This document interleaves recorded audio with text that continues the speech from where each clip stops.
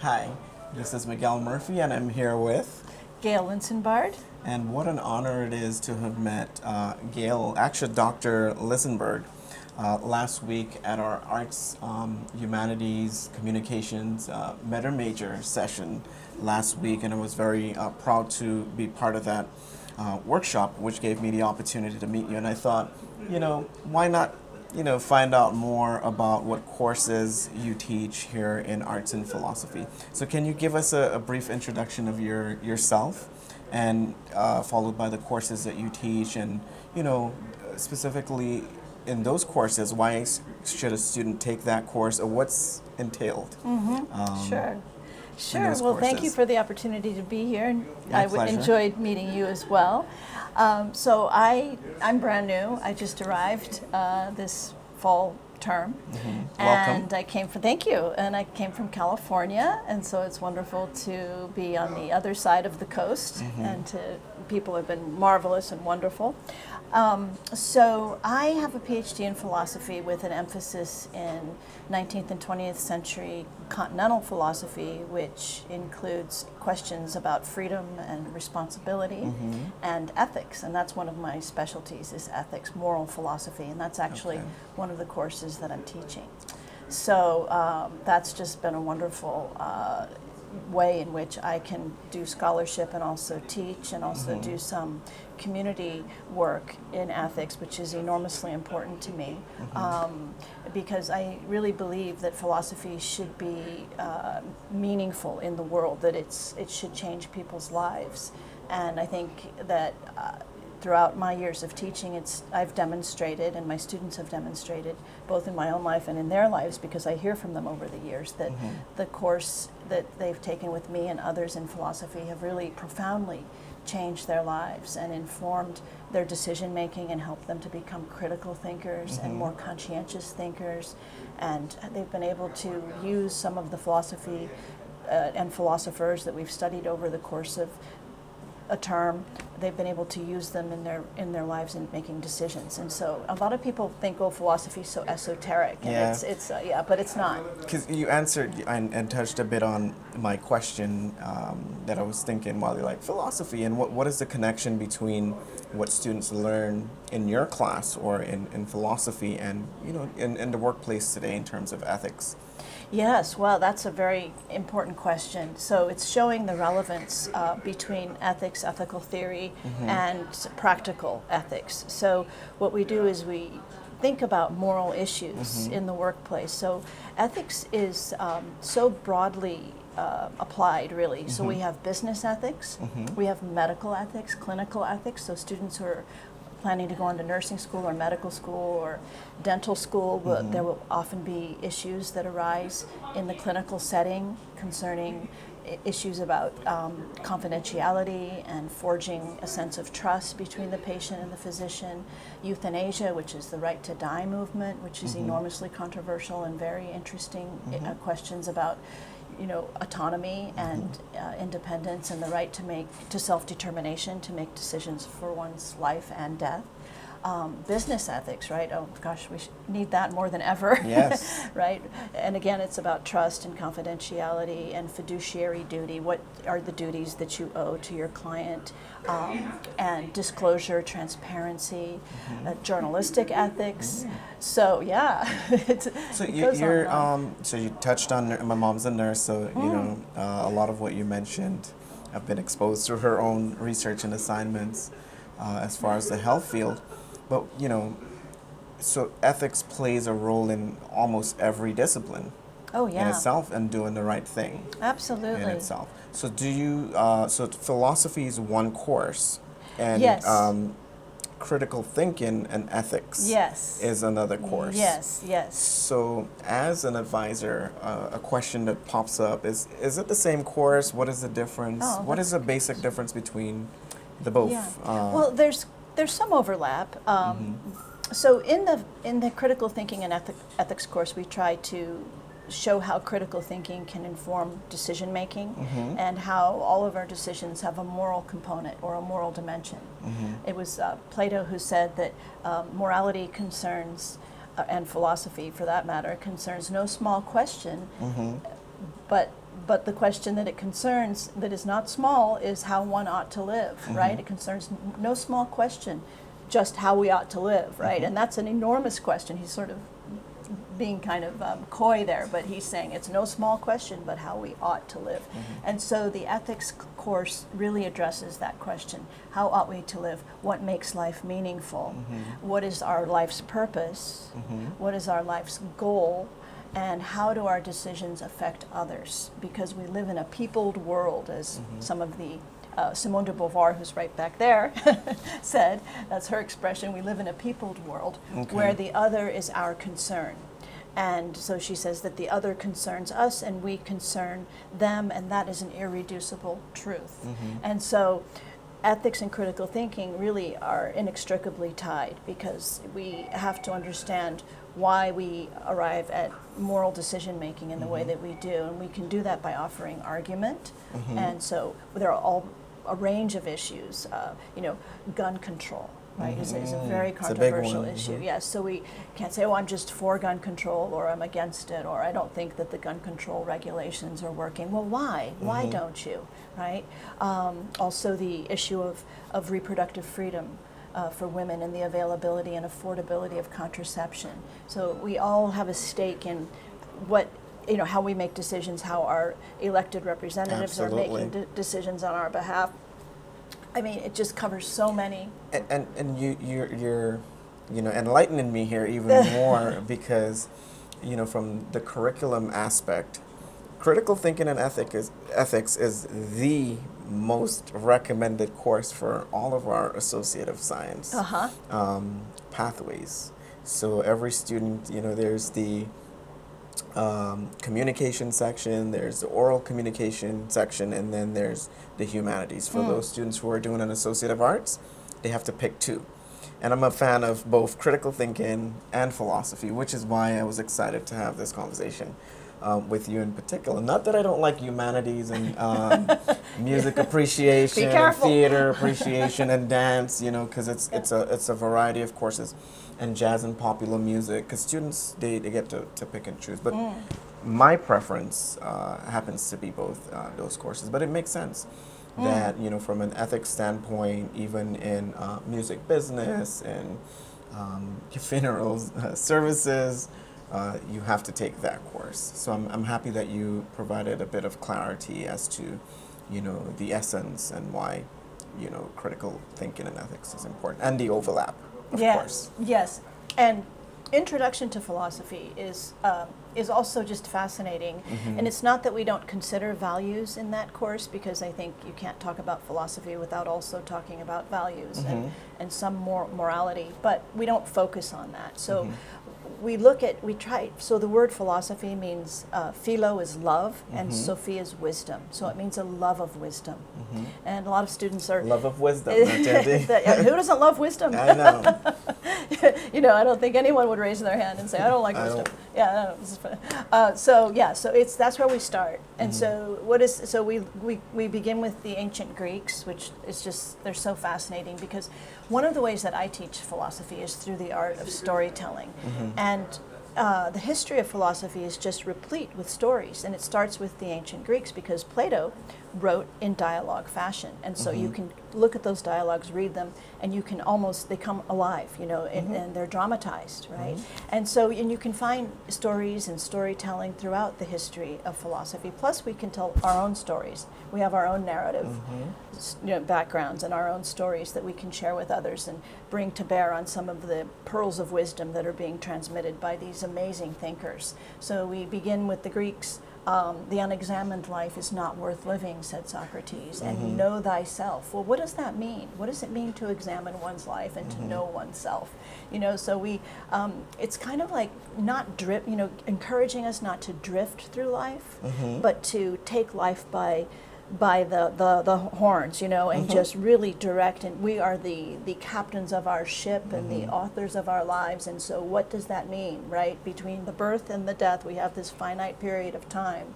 So we'd better be prepared when we're older, right, and looking at the second half rather than the first half of our life, to defend our lives, right, and to justify them and say, at the end of my life now, and I really did the very best that I could, and I've lived very, very richly and fully. I mean, nothing could be more satisfying than that, and I've loved deeply, right? The philosophers also care a lot about love. Nice. So I'm making that connection between philosophy and business, and just what you just mentioned, in terms of, because we talk a lot about internal locus of control and external locus of control. And philosophy seems to drive one's ability to get stronger in that area of having internal locus of control. Oh, yeah, I like that expression. Because sometimes you think like, I have no control over what's happening to me. Oh, yeah. Versus, like I feel like when I get up in the day, I have these flashcards. So I'm like, this is how I want it to go. Or at 4 p.m., this is, meeting with Dr. Lisenbard, so I'm going to make sure that happens, Yeah. And so that will add meaning to my day, so I make sure that it happens as opposed to, skipping, not saying I would do that. But question, so what other, because I have a few philosophy majors, and often we sort of ponder on what other courses are there. Other than those two, are there any new courses? Or I know there's a logic course that is typically, FIU, for example, recommends that we have students take, but sometimes they have to take it over at FIU. Are there any philosophy courses other than critical thinking and philosophy that are here? Well, there's Intro and 2010, and 2010. then there's the Critical Thinking and Ethics course that you've mentioned, and those are the only two courses that I've taught. Now, I would imagine, and there's Logic, as you said, too, and I have not taught Logic, but I would imagine that there's lots of room for course development, and I know that, in fact, I'm not imagining it, I know that because when I interviewed for this position, there was lots of room for curriculum development and course development. So I am even thinking of proposing a course in biomedical ethics, business ethics, because these courses really, you can touch on them in a introductory ethics course, the critical thinking and ethics, but to really delve in deeply into the issues, to get into the weeds of some of the ways in which business people face and confront moral dilemmas, and to ask students to engage very, very actively in resolving those. That's a whole semester's worth of work, and so I think that's as a department and as a program, that's where we're going to be. What we're going to be doing is expanding the program, particularly with hands-on philosophy, in terms of the applications of ethical theory to real life problems. Because it's indispensable, and I think we all realize that. Absolutely. Yeah. And so there's room. I actually like that there's growth in the area of philosophy and room for more courses, because there's a lot of electives, not a lot, but there's 24 electives that students typically have to take. And then from a curriculum standpoint, if you just take your 2 courses, then those are gen eds. And then you have to think about, so what other 8 courses should I take to complete the elective? So it kind of makes it open for the philosophy student. Yes, and I'll say something else that I think that your viewers will appreciate, which is the value that philosophy has for the broader world in terms of the world they're going into. So whatever discipline they're entering, and even if they major in philosophy, all the better, or even minor in it, because potential employers are going to be looking closely at what they studied in college, and they know, everyone knows philosophy is challenging, and it also helps us to cultivate a discernment in terms of our critical thinking and our ability to evaluate arguments and to think very critically and clearly and creatively. So it's also, there's a creative and innovative dimension to philosophy that I think a lot of people don't appreciate. And I'm not just talking aesthetics, I'm talking a real way in which you were mentioning it earlier, how you can think outside the box. Philosophy teaches us to think outside of the box, how to, because we're thrown obstacles all the time in our lives. So how do we maneuver beyond those, right? And how do we really construct a life that allows us to be creative, malleable, flexible, resilient. And so I think employers are looking and they're thinking, oh, this person really took a few philosophy classes. And so I think what that tells an employer, if I were an employer, it would tell me, and even if I weren't I know I'm biased because I'm a philosopher, but but if I weren't one, it would still be, I would look at that and think, wow, they really do accept challenges. They really are willing to challenge themselves, to go beyond sort of the routine sort of courses and to think deeply, because philosophy also teaches us. And so who wouldn't want that as an employer? Absolutely. Just to share with you, even one of my responsibilities is to welcome all new students, traditional students, as they transition from high school to college. And in our presentation, we emphasize that in college you're going to learn these critical thinking skills, the ability to reason and make sense out of chaos. Yes. Or how do you operate in a chaotic space? Yeah. Like, how do you put some order or come up with a process to make it absolutely manageable. Absolutely. But we can go on and on. And on. And I just want to mention one last thing too, or one other thing.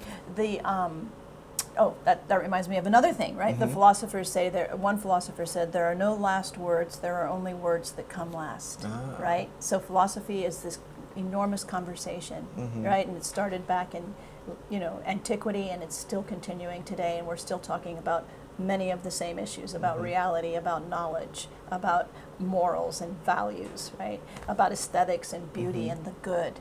But I was going to say, I know for a fact that medical schools who are looking at prospective medical students, some of the most competitive medical schools they see that the student has majored in philosophy, or even and law school, of course, and that's more readily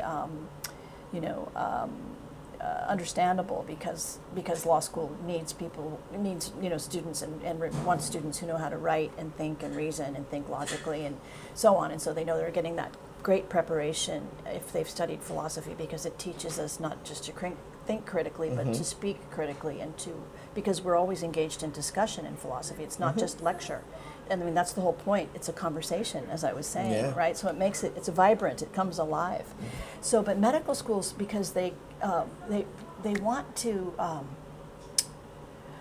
I believe, sort of in the age of technology, to not lose our humanity in medicine especially, and philosophy, of course, being so concerned as it is with ethics and morality, is concerned with humanity and with maintaining a sense of the human, of the corporeal, the embodied human being, who is being examined, rather than just working on a computer and seeing an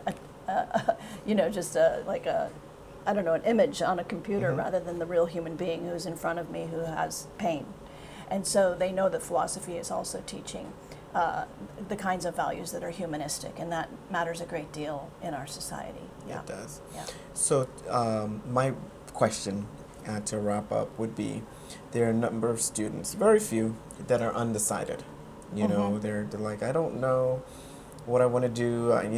Sometimes they have options in terms of majors that they're considering, and they're in between, those majors. But there are some that just haven't thought through. Philosophy will help, with that, I think. But what would be your, I won't say persuasion, but how would you encourage students that may be undecided, like really undecided, to consider philosophy as a path? Oh, as a major? As a major, yeah. Yes. Well, I mean, I'm a little biased here, but I mean, it changes lives, for one thing, for the better, I believe, and for all the reasons we've been discussing. I think also it offers a wonderful preparation for many professions, including medicine, law, journalism, right? Computer science, because there's so many computer scientists I know who have majored in philosophy because it teaches them about logic. So computer programming is about logic, and it's about languages. And so philosophy of mind and philosophy of language, which is touched on in intro courses,